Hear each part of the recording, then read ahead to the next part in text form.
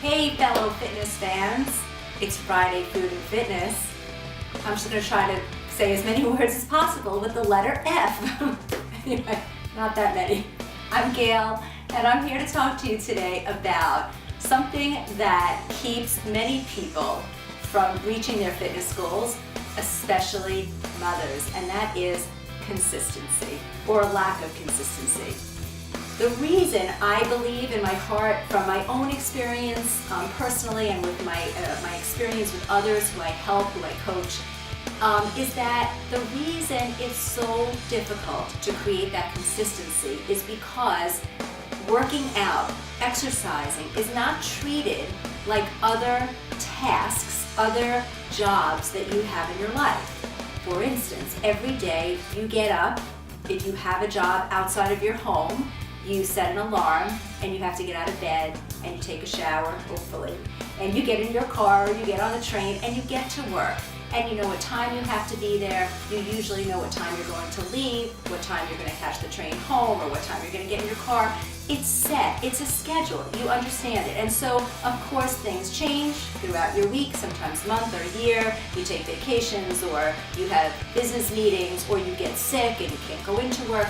So absolutely, there's flexibility within that schedule. It's not written in stone, but for the most part, you know what you're doing every day.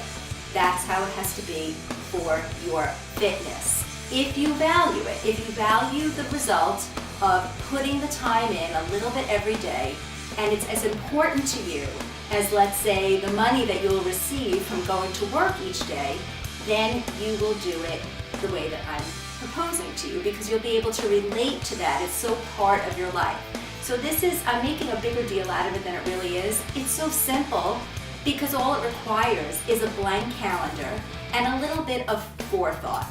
So I'm going to take you over to my desk now and I'm going to show you how I would set up a consistent fitness schedule. So here is basically how you set up a schedule of fitness. You start with a blank calendar. If you're not using one of these in-home fitness programs by the letter, if you're not following it as it's laid out, which if you want to do that, I think it's awesome. I do it all the time. You can see I'm on day 77 of P90X3, but you don't have to. You don't have to. If you do, your schedule is here. But if you want to just integrate some of these in-home fitness programs, I took out P90X3 as one, T25 is another one. I like them because they're great programs and they're also really short. You can do that. So what you do is you take out your blank calendar, this was once a blank calendar, and also maybe print out the calendar of classes from your gym, if that's something that you like to do. And what you're going to do is you're going to put in all of the fixed things first. So the fixed things for this fictitious person is they have to get their kids ready for school from 7 to 8 and they have to work from 10 to 2. They also want their rest day to be on Sunday, and there are a couple of things going on during the month that they know in advance they have to clear their calendars for. So there's no school on this day, they have their son Ben's game from 5 to 7 here, and then they have a committee meeting in the evening on the 17th. Then they look at the gym calendar because that's also a fixed schedule. And on the gym calendar, they know they like to spin and they can fit it in from 6 to 6:45 on Tuesdays. And they like to do yoga and they can fit that in from 10 to 11 on Saturdays. So that's what we did. We put them in here. Me and this make-believe person I'm talking about. I put in the schedule, spin on Tuesdays and yoga on Saturdays, and then filled in the rest of the calendar with the workouts from T25 and P90X3. This is a beautiful way of setting up a calendar. It's so easy because everything is kind of already laid out for you. You don't have to think about what you're doing. You just kind of have to plug it into the blank spaces.